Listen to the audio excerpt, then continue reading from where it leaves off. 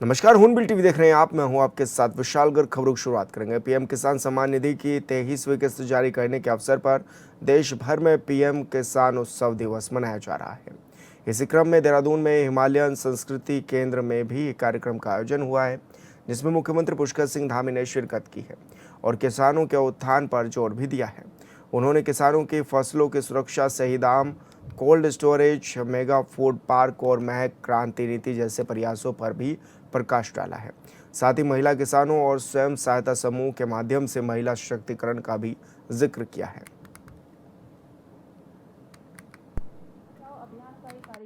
मोदी जी द्वारा जो प्रधानमंत्री किसान सम्मान निधि योजना की 23वीं किस्त आज जो किसान भाइयों को हस्तांतरित हो रही है, उस ऐतिहासिक अवसर पर आप सभी किसान भाई बहन अन्नदाताओं के बीच में उपस्थित होने का शुभ अवसर प्राप्त हुआ है।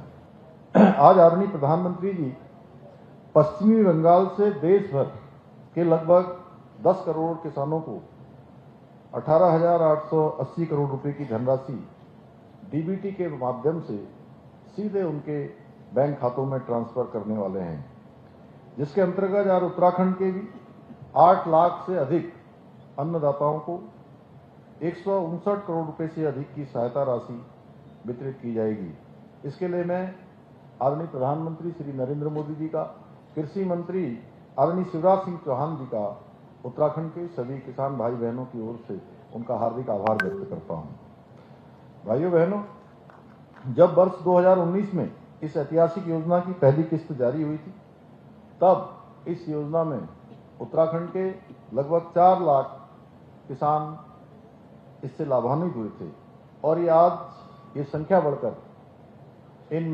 2014 से 2026 आते आते इनमें 4 लाख का इजाफा हो गया। 4 लाख की बढ़ोतरी हो गई, यानी कि 4 लाख यानी कि 10 दुगना हमारे यहाँ किसान सम्मान निधि के लाभार्थी हमारे किसान भाई बहन हो गए। ये मात्र एक आंकड़ा नहीं है, बल्कि ये हमारे अन्नदाताओं का डबल इंजन सरकार पर बढ़ता हुआ विश्वास है। डबल इंजन सरकार के प्रति गहरी एक उनकी सोच है और ये इस बात का भी प्रमाण है कि इस महत्वपूर्ण योजना का लाभ अंतिम छोर पर खड़े हुए हमारे अन्नदाता भाई बहनों को पूरी पारदर्शिता के साथ पहुंच रहा है। भाइयों बहनों, मैं हमेशा एक बात कहता हूं कि आज हमारा देश सुरक्षित है तो सीमाओं में डटे हुए हमारे जवानों की वजह से, और अगर हमारे देश में आज प्रचुर मात्रा में अन्न की उपलब्धता है तो वो खेतों में पसीना बहाने वाले आप जैसे किसान भाई बहनों की वजह से। एक किसान सिर्फ फसल ही नहीं उगाता है, बल्कि अपनी मेहनत से पूरे देश के भविष्य को सींचने का काम भी करता है। और यही कारण है कि आदरणीय प्रधानमंत्री श्री नरेंद्र मोदी जी ने किसानों की सम्मान, सुरक्षा और समृद्धि को सर्वोच्च प्राथमिकता दी है। किसान उनकी सोच में हमेशा प्राथमिकता में रहे हैं। एक और जहां प्रधानमंत्री फसल बीमा योजना के माध्यम से किसानों को प्राकृतिक आपदाओं के कारण होने वाले नुकसान से बचने में सहायता प्रदान की जा रही है, वहीं सॉइल हेल्थ कार्ड के माध्यम से किसानों को उनकी मिट्टी के बारे में सही जानकारी प्रदान की जा रही है, जिससे वो कम लागत में बेहतर उत्पादन कर रहे हैं। आज प्राकृतिक खेती, आधुनिक कृषि की टेक्नोलॉजी और सिंचाई सुविधाओं के विस्तार पर भी इन सब के साथ साथ विशेष ध्यान दिया जा रहा है, जिससे खेती किसानी के काम को और अधिक लाभकारी बनाया जा सके। आदरणीय प्रधानमंत्री जी के मार्गदर्शन में, उनकी प्रेरणा से हमारी सरकार भी किसानों को सशक्त बनाने, खेती को और अधिक लाभकारी बनाने के लिए निरंतर प्रयास कर रही है। और इन्हीं प्रयासों के अंतर्गत हमने अपने किसान भाइयों के हित में बड़ा फैसला भी लिया है। नहरों से सिंचाई को पूरी तरह से मुक्त करने का भी हमने जो है ऐसा निर्णय भी किया। किसानों की आय बढ़ाने के लिए हमने 200 करोड़ रुपए का अलग से प्रावधान किया है इस बार के सामान्य बजट में। मुझे ये बताते हुए गर्व हो रहा है कि राज्य में अब तक लगभग 115 करोड़ रुपए के निवेश से 350 से भी अधिक पॉली हाउस तैयार किए जा चुके हैं, जिनसे किसानों को बड़ा लाभ मिल रहा है। हमारे पहाड़ों में खेती ज्यादातर बारिश के भरोसे पर रहती है, इस चुनौती से निपटने के लिए हमने 1000 करोड़ रुपए की लागत से Uttarakhand climate responsive rain fade farming project को भी मंजूरी दी है, जो मौसम के बदलाव के बीच भी हमारी खेती को सुरक्षित रखेगा। वहीं फलों के उत्पादन को बढ़ाने के लिए हमारी सरकार ने 1200 करोड़ रुपए की लागत से नई सेब नीति, नई कीवी नीति, नई ड्रैगन नीति और स्टेट मिलेट मिशन जैसी योजनाएं लागू की है। और इन योजनाओं के तहत किसानों को 80% तक की भारी सब्सिडी भी प्रदान की जा रही है, जिससे कि किसान अच्छा उत्पादन कर सकें। इसके साथ ही किसानों की फसल बर्बाद न हो, उन्हें उनकी मेहनत का सही दाम मिले, इसके लिए हमने जगह जगह cold chain, cold storage, CA storage और मेगा फूड पार्क भी स्थापित किए हैं। इसके अलावा सघन खेती के क्षेत्र में उत्तराखंड को अग्रणी बनाने के लिए हमने इसी वर्ष महक क्रांति नीति भी लागू की है, जिसमें 7 एरोमा वैलियां विकसित की जा रही हैं और 23,000 हेक्टेयर भूमि पर सुगंधित पौधों की खेती को बढ़ावा दिया जा रहा है।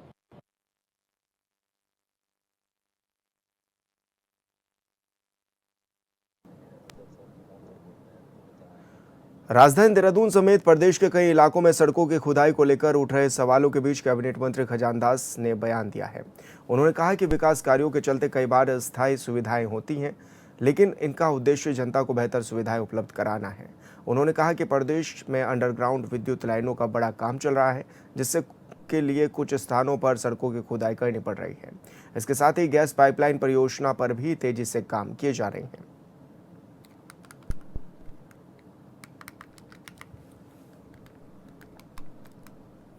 उत्तराखंड की राजनीतिक कार्य संस्कृति और हाल ही के विरोध प्रदर्शनों को लेकर बीजेपी ने अपनी प्रतिक्रिया दी है। जहां बीजेपी प्रदेश महामंत्री कुंदन परिहार ने कहा है कि लोकतंत्र में प्रत्येक राजनीतिक दल को अपनी बात रखने, प्रचार प्रसार करने और विरोध दर्ज कराने का पूरा अधिकार है, लेकिन किसी व्यक्ति को धमकाना, उसकी गाड़ी रोकना या अभद्र व्यवहार करना किसी भी स्थिति में उचित नहीं है।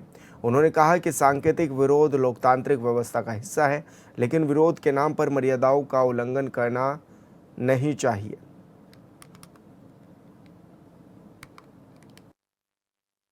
देखिए, किसी भी राजनीतिक पार्टी को अपनी पार्टी का प्रचार प्रसार करने का अधिकार है और अपनी पार्टी को भी वो बढ़ाए, इसके लिए भी वो प्रयासरत करने का उसको अधिकार है।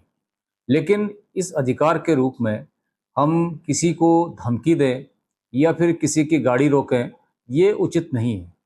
सांकेतिक रूप से आपको जो भी विरोध प्रदर्शन करना हो कर सकते हैं, लेकिन इसका आशय नहीं है कि आप किसी को धमकी दें, किसी की गाड़ी रोक दें और वहाँ पर अभद्रता करें। ये उत्तराखंड की जो राजनीतिक कार्य संस्कृति है, इसके बिल्कुल विपरीत है। हम समझते हैं कि सभी राजनीतिक पार्टियां अपने अपने स्तर से काम करें, लेकिन इस प्रकार के जो विरोध प्रदर्शन है, इस प्रकार की जो धमकियां हैं, वो लोकतंत्र के रूप में भी उचित नहीं कहा जा सकता है, क्योंकि हम लोग लोकतांत्रिक प्रणाली को मानने वाले हैं। लोकतांत्रिक प्रणाली के अनुरूप ही हमें अपनी पार्टी का प्रचार प्रसार करने का अधिकार है और इस अधिकार को समझते हुए हमें अपने कर्तव्यों का निर्वहन भी करना चाहिए, ऐसा हमारा मानना है। परीक्षा निरस्त होने और छात्रों की आत्महत्या के मामलों को लेकर कांग्रेस ने सरकार के खिलाफ मोर्चा खोला। कांग्रेस कार्यकर्ताओं ने यमुना कॉलोनी से किशन नगर चौक तक केंद्रीय शिक्षा मंत्री धर्मेंद्र प्रधान का पुतला बनाकर शव यात्रा निकाली। इस दौरान कांग्रेस प्रदेश महामंत्री नवीन जोशी ने कहा कि पूरे देश में शिक्षा तंत्र गड़बड़ा चुका है। छात्र पूरे साल भर परीक्षा की तैयारी करते हैं, लेकिन बाद में पता चलता है कि पेपर लीक हो गया, जिसके चलते कई छात्र खुदकुशी कर लेते हैं और सरकार का संरक्षण पेपर लीक करने वालों को मिल जाता है।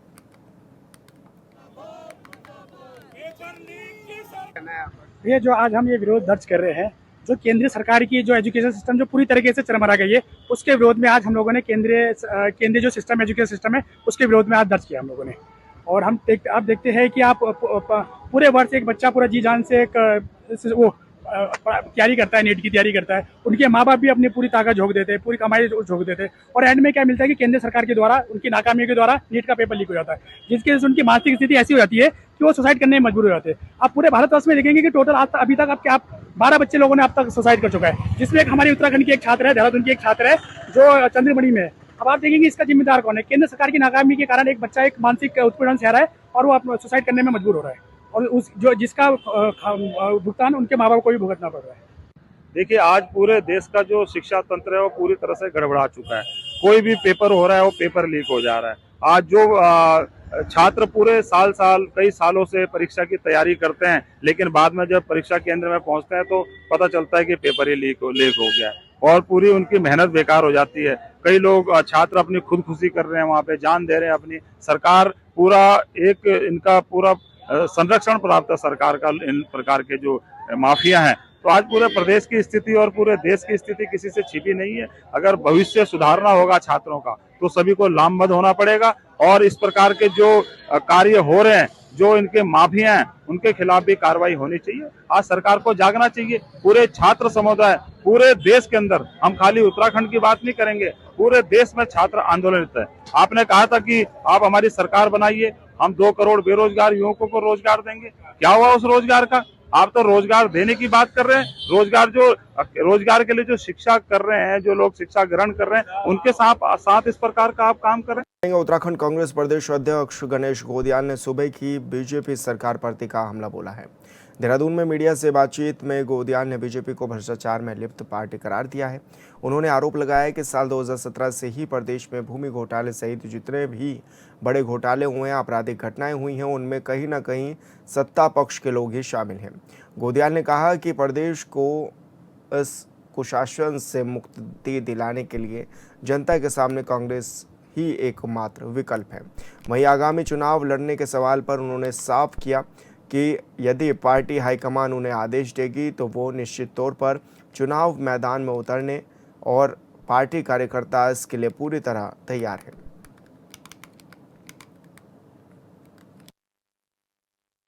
साथियों, आदरणीय प्रीतम सिंह जी ने जिन बातों का जिक्र किया कि हमारा ये समग्र कार्यक्रम जनता को समर्पित है और इस मकसद से समर्पित है कि हम प्रदेश में विपक्षी दल की भूमिका को बहुत ही कारगर तरीके से निभा रहे हैं और प्रदेश के हालात लोगों तक जा सकें, इसकी कोशिश कर रहे हैं। लोकतंत्र में ये उम्मीद की जाती है जनता के द्वारा सरकार से कि सरकार के कामकाज पारदर्शी हों, लेकिन बड़े अफसोस की बात है कि सरकार का कोई भी कामकाज पारदर्शी न होकर सिर्फ और सिर्फ अपने आर्थिक हितों के, मतलब उनके नेताओं के आर्थिक हितों की साधना करने के लिए तैयार हो रहे हैं। वो कार्यक्रम जिन जिन बातों का जिक्र आदरणीय प्रीतम सिंह जी ने किया, महिला अपराध, अत्याचार, अनाचार, व्यभिचार, साथ में भ्रष्टाचार, महिला सुरक्षा, जितनी भी बातें आपने कही, बेरोजगारी, महंगाई, बीमारी अनंत हैं और लाइलाज हैं, लेकिन परिवर्तन ही इलाज है। इस लोकतंत्र में परिवर्तन ही इन सब चीज़ों का निराकरण है और ऐसे में ये आदरणीय प्रीतम सिंह जी के द्वारा अनाउंस किया गया ये कैंपेन, मैं उम्मीद करता हूँ कि हमारे तमाम विधानसभा क्षेत्रों में परिवर्तन की अलग जगह। ज्योतिर्मठ में जन जन की सरकार आपके द्वार कार्यक्रम के तहत विशेष बहुउद्देश्य शिविर का आयोजन किया गया, जहां मुख्य अतिथि के तौर पर राज्य मंत्री ऋषि प्रसाद सती ने शिरकत भी की। कार्यक्रम में ब्लॉक स्तर के शिक्षा, स्वास्थ्य समेत कई विभागों की ओर से स्टॉल लगाए गए। शिविर में कई शिकायतों का भी त्वरित समाधान किया गया। मार्च में किए, 6 महीने लेट क्यों चल रहा है? हरिद्वार के रोशनाबाद में स्थित योग स्थली खेल परिसर में आधुनिक स्विमिंग पूल बनाकर तैयार हो गया है। 6.5 करोड़ से ज़्यादा की लागत से बनाए गए स्विमिंग पूल का उद्देश्य नेशनल और इंटरनेशनल लेवल के तैराक तैयार करना है, जहां प्रशिक्षित कोच नए खिलाड़ियों को ट्रेनिंग देकर तैराकी की टेक्निक सिखा रहे हैं। जिले का पहला और एकमात्र सरकारी स्विमिंग पूल होने के चलते दूर दूर से खिलाड़ी यहां ट्रेनिंग लेने के लिए पहुंच रहे हैं।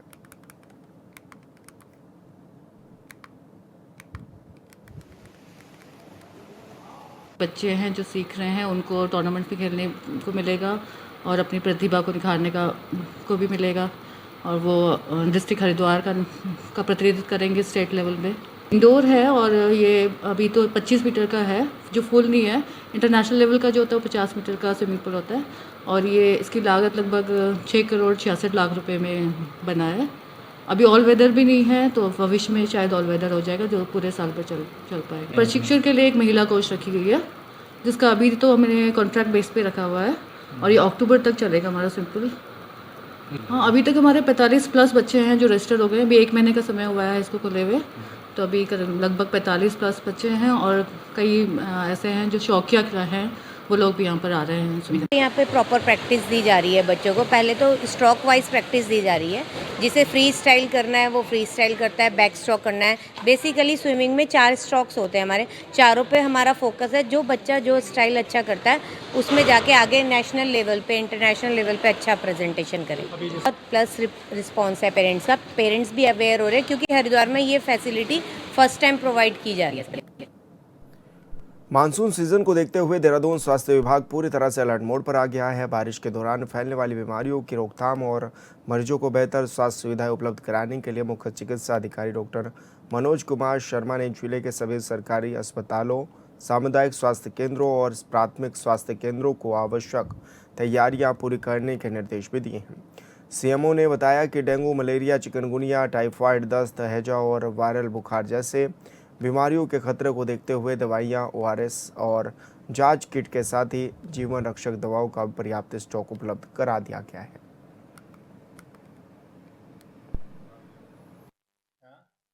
पनपने, मलेरिया के मच्छर पनपने का खतरा रहता है। दूसरा, जो जल जनित जो बीमारियां हैं जैसे डायरिया, डिसेंट्री है, उसका फैलने का भी जो है वो खतरा रहता है। तो इसी संबंध में जो डेंगू की तैयारी को लेकर के हमारा कार्य शुरू हो गया। आशाओं के द्वारा पहले घर से हाउस टू हाउस सर्वे किया जा रहा था। अभी डेंगू वॉलंटियर्स भी हमारे जो रखे गए हैं, उनके द्वारा भी 15 तारीख से हाउस टू हाउस सर्वे का कार्य शुरू कर दिया गया है। उसमें ये देखा जा रहा है कि कहीं किसी घर में ऐसी जगह पे पानी इकट्ठा तो नहीं है जहाँ पे कि मच्छर पैदा हो सकते हैं। उनको उस बारे में जागरूक किया जा रहा है और उनके सामने ऐसे स्थानों को खाली भी कराया जा रहा है पानी का। और कहीं पे भी देखा जाए कि कहीं इसके डेंगू के लार्वा तो नहीं मिल रहे हैं। अगर कहीं लार्वा मिलते हैं तो नगर निगम के माध्यम से फॉगिंग और लार्विसाइडल दवाई का स्प्रे का कार्य भी वो किया जा रहा है। इसके अलावा अगर किसी में डेंगू के संभावित लक्षण हैं तो उनको कहाँ पे टेस्ट कराना है और कहाँ पे उपचार लेना है, इसके बारे में भी जो है वो अवगत जो है उनको कराया जा रहा है। फिर इसी तरीके से जो जल जनित बीमारियां हैं जैसे डायरिया, डिसेंट्री है, उसके बारे में लोगों को जागरूक किया जा रहा है। जल संस्थान को भी हमने इसमें पत्र लिखा है कि आप अपनी पानी की लाइनें चेक कर लें। कहीं पे अगर टूटी है लाइन, लीकेज है, तो उससे क्योंकि सीवेज कंटामिनेशन के चांसेस बढ़ जाते हैं, तो उसको भी वो रिपेयर कर लें। अपने जो ओवरहेड टैंक है जहाँ से पानी की सप्लाई होती है, उसमें क्लोरीनेशन का कार्य जो है वो पूरा करें। द्वाराहाट विकासखंड के बगवाली पोखर में जिला पंचायत सदस्य भोपाल सिंह भंडारी 3 सूत्रीय मांगों को लेकर भूख हड़ताल पर पिछले 3 दिन से बैठे हुए हैं। और वहीं आंदोलन स्थल पर बीजेपी के पलायन आयोग के सदस्य अनिल शाही और मदन बिष्ट भी पहुंचे, जहां उन्होंने जिलाधिकारी और सीएमओ से दूरभाष पर बात कर विधायक ने ऐलान किया कि अगर 1 हफ्ते के अंदर मांगे पूरी नहीं की गई तो वो खुद भी आमरण अनशन पर बैठ जाएंगे। नमस्कार भाई साहब, अभी सुबह से अभी तक तीसरा दिन है हमारा। तो हमारे सुबह हमारे पलायन आयोग के सदस्य अनिल शाही जी यहाँ पर आए थे, उन्होंने डीएम साहब से वार्ता की है। और उसके बाद हमारे क्षेत्रीय विधायक श्रीमान मदन सिंह बिष्ट जी हमारे बीच में हैं अभी, तो उन्होंने भी 2 बार डीएम साहब से अभी बात की है। तो उस पर उम्मीद है कि कोई ना कोई अच्छा हल निकल जाएगा। और मैं चाहता हूं कि क्षेत्र की जनता के लिए हम सभी लोगों को एक होना पड़ेगा, तभी जाके आगे की कार्रवाई। क्षेत्र के जिला पंचायत के सदस्य, आज उनका तीसरा दिन है। इन मांगों को लेकर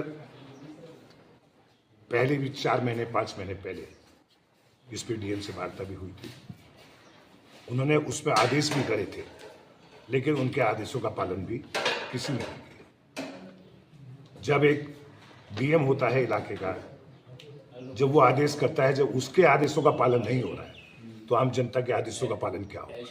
पहली चीज। अभी 3 मांगे, क्योंकि मेरा ये बगवाली पोखर का क्षेत्र है, सबसे ज्यादा जनसंख्या यहाँ पे 9000 वोट के करीब, दूनागिरी से लेके यहाँ 9000 वोट पड़ता है। जनसंख्या अधिक है, 4-4 इंटर कॉलेज भी है। उसके बाद भी सरकार जो है सोई हुई है। सरकार के कानों पे ये सरकार घोषणाएं करती है, लेकिन कोई भी घोषणाएं आज तक इन्होंने, हमने 4 साल पहले माननीय मुख्यमंत्री ने हमसे घोषणाएं मांगी थी, एक भी घोषणा, क्योंकि इसलिए भी नहीं करते क्योंकि हम विपक्ष के लोग हैं। गदरपुर के सरोवर नगर गांव में चोरों ने सरकारी चौकीदार के घर से सामान चोरी कर लिया है। मौके पर ग्राम प्रधान ने बताया कि जिस व्यक्ति के घर चोरी हुई है वो गांव में चौकीदारी का काम करता है और चौकीदार के ही घर में चोरी हो जाना एक बड़ी बात है। साथ ही उन्होंने कहा कि पुलिस को इस मामले पर जल्द कार्रवाई करनी चाहिए।